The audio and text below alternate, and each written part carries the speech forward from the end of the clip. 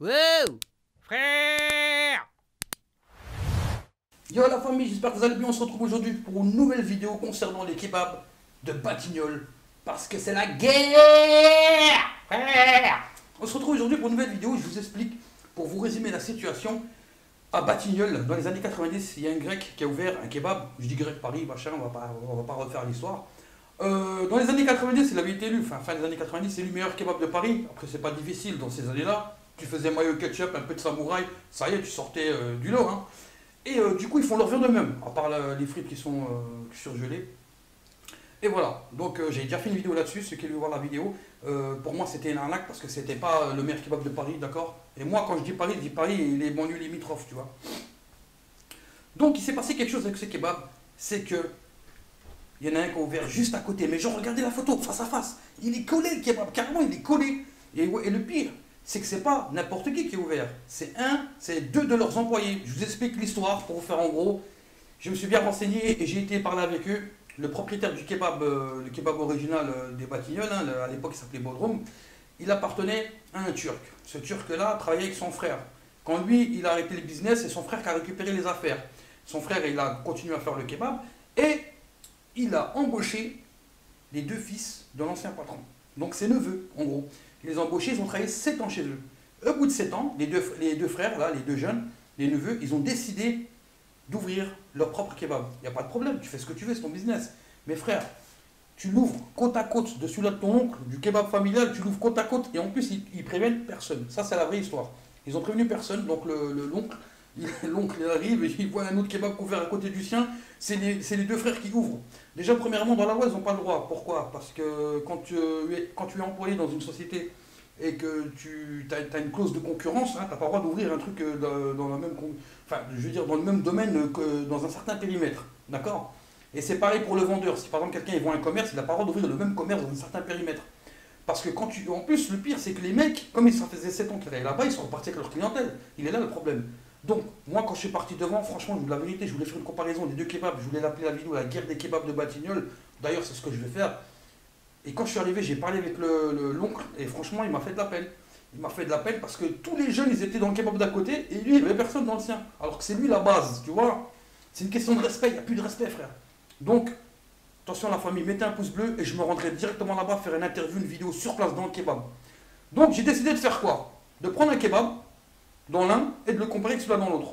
Et moi, je pense que ça va être les mêmes, d'accord? Mais qui va déterminer? Ça va être El Famoso Pouquette, la poucave. Donc, je vous présente les kebabs. Je fais attention parce qu'ils se sont ouverts dans le sac. Ça, c'est le premier kebab, c'est celui-là de gauche, l'original. Celui j'avais déjà fait une vidéo, d'accord? Le kebab des Batignolles, Bodrum, voilà, qui était élu à une époque meilleur kebab de Paris. Et je le reconnais tout de suite, vous savez pourquoi? Parce qu'il est huileux. Et je l'avais dit dans l'ancienne vidéo, ah, ce kebab-là, il est vraiment huileux. C'est vrai, ils mettent un peu plus d'assaisonnement. À côté, roulement de tambour, le kebab des neveux, le kebab de la concurrence, le kebab qui va faire de l'ombre. Voilà. Déjà, première différence, c'est niveau couleur. Ici, on est plus sur du light, ici, on est sur du foncé. Vous voyez, ça, c'est par rapport à l'huile. Ça, je suis sûr, c'est par rapport à l'huile. Alors, franchement, pour moi, premier coup d'œil, ils ont l'air pareils. Tu vois, c'est le pain, il est similaire, la viande, elle est similaire, surtout que si c'est les mecs, ils ont travaillé dans le même truc, ils savent comment le faire, c'est similaire. Mais le plus important, ça va être quoi, la famille? Ça va être de les poser sur la poucave et on va déterminer déjà qui va gagner les premiers points. Allez, balance-nous ça, la poucave. Attention. On est à 575 grammes. Vous voyez, 575 grammes pour le premier, celui-là de gauche, l'original, celui-là de l'oncle. L'oncle véreux. Kebab d'à côté, kebab des neveux. On est à 596, il me semble. Hein. 590. Déjà, les mecs, 589, on va dire 590. Déjà, les mecs, ils ont à peu près 15 grammes, même plus. 15 grammes de différence, ou 14 grammes. Ça se joue sur les frites. Maintenant, on va goûter les frites. Alors, regardez, franchement, comment tu peux être élu meilleur kebab de Paris avec des frites de la sorte? Je me suis toujours posé la question. Après, les frites, c'est juste un accompagnement. Donc voilà, on va quand même les goûter. Elles sentent bien l'huile du ghetto, tu vois. Ça, c'est des frites, tu les manges à n'importe quelle heure avec de la mayo. Je goûte les leurs.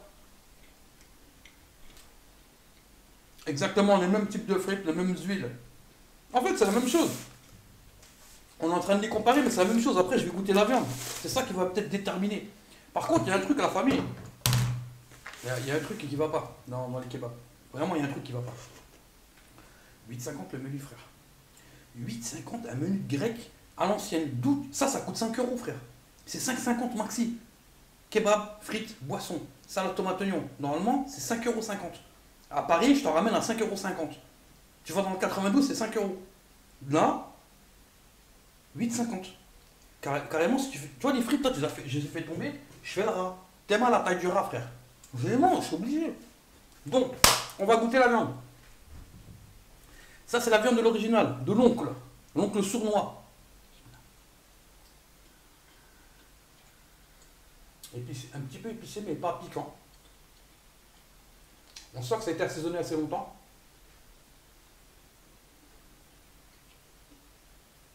Il y a du veau et de la dinde. On va goûter celui d'à côté. La viande, elle n'a pas l'air pareille. Hein. Ils n'ont vraiment pas fait pareil. Je vais la goûter. Ah ouais, il y a une différence tout de suite. Et quand je dis une différence, c'est sur le goût. Alors, je suis un expert. Je vous dis, je suis un expert à la famille. Ici, on sent moins le type de viande. Tu as un peu du mal à déterminer si c'était du poulet ou de la dinde. Où j'ai pas senti le veau, parce que je crois que c'est du veau. À côté, je l'ai senti tout de suite. Mais là, je ne l'ai pas trop senti. Ce qui est intéressant, la famille, maintenant, on va mesurer la masse du kebab. Ça va être un peu difficile parce que vous voyez, ils l'ont bien chargé. Ils l'ont vraiment bien chargé. Donc, il faut que je fasse vraiment bien attention. Ah non, non, celui-là, j'ai coûté moins cher. Ils m'ont rendu 3 euros. Celui-là, il a coûté. Ah ouais, mais j'ai pas pris de canette, c'est pour ça. Voilà, les prix, c'est les mêmes. Je vais essayer d'afficher les prix là si je les trouve sur internet, comme ça je vous les montre. Mais je pense que c'est les mêmes prix. Mais franchement, c'est pas bien ce qu'ils ont fait. Hein. Ils ont là, ils ont. Moi, je travaille avec mon oncle. Moi, je vous le dis, hein, si je travaille avec mon oncle dans un restaurant pendant 7 ans, et au bout de 7 ans, j'ouvre un deuxième restaurant collé à celui-là de mon oncle, sans prévenir mon oncle. Frère, mon oncle, tu sais ce qu'il fait, mon oncle? Mon oncle, il va chercher une pelle, il va dans la forêt, il va creuser un trou, d'accord? Ensuite, il vient me chercher, il me dit, hey, il me dit, neveu, viens, on fait une petite balade dans la forêt, entre familles. Et vous ne me revoyez plus.